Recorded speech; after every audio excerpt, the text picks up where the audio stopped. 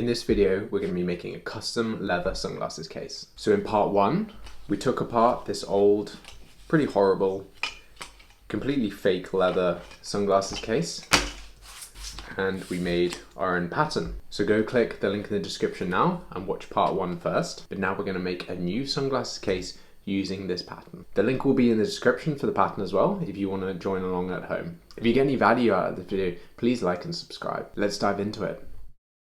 So we are going to be using a completely raw veg tan, and this is a 6-7 ounce, so reasonably thick. This is a sort of a firm temper, which is going to be good to keep our sunglasses nice and secure. And this is going to really nicely age over time and develop a beautiful patina.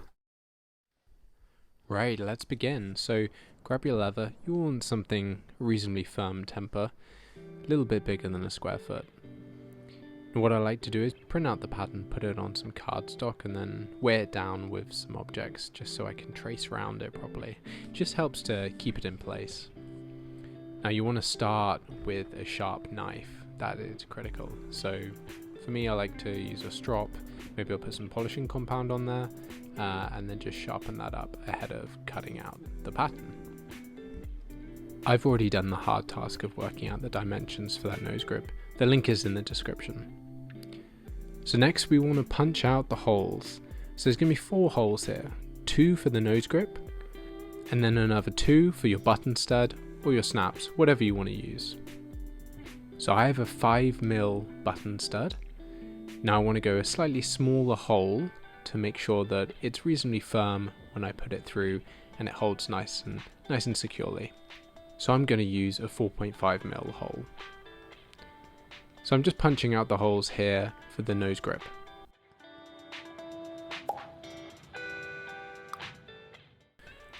Okay, so let's talk about rivets. There are 2 ends to it.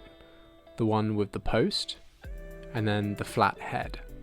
Now I've found that hitting the base, which has the post, gives you the best results in terms of a nice clean end rivet. So don't make my mistake here. I forgot to burnish that inside edge before I glued it. So make sure you do that. Then I'll mark where to actually glue with a pencil and then apply my glue. Wait for it to dry and then push the 2 sections together. If like me you forgot to put your button stud in, you can still do it once you've glued.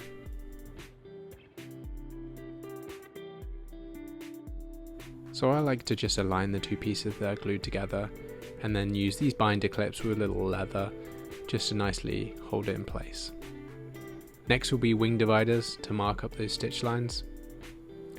Now I'm going to use a 2-prong stitching chisel. Because it's a curved edge, I want to make sure that I neatly follow that curve all the way around and make a really clean stitch line. I'm going to use this nice, reasonably dark brown thread. Now if you haven't watched my 10 sewing tips video, go check that out, link it in the description, but this gives you exactly how to calculate the amount of thread you need for any project.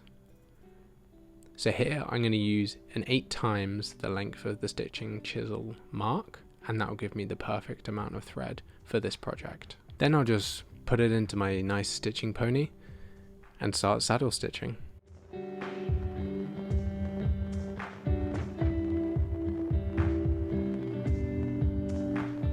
So here I'm just trying to make up for that mistake of forgetting to bevel and burnish this inside edge.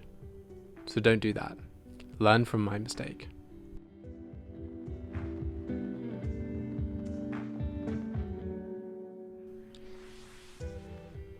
Next I like to use a reasonably coarse sandpaper just to go around and smooth all the edges, and that just allows me to get them looking a little bit better before I bevel. I bevel both sides just so I can get a nice rounded cross section before I actually burnish. Now to finish the edges I'm going to use token oil and a wood slicker. So for the hole for the button stud, what I want to do is cut a line directly through that hole that I've already punched out. So you have one cut that goes out both directions from that hole that you've punched. And then you can sort of just jimmy it open a little bit. And because we used a slightly smaller hole for that button stud, it makes a nice tight fit. Now I'm just going to add a bit of personalization. I've just got an ink stamp here, and this works pretty nicely on the flesh side of the leather. It takes the ink stamp pretty well. One of the reasons I love this veg tan is because it takes the stamp so well. I'm going to wet the leather, and this will just allow me to neatly press in the stamp that I'm going to use to personalize it.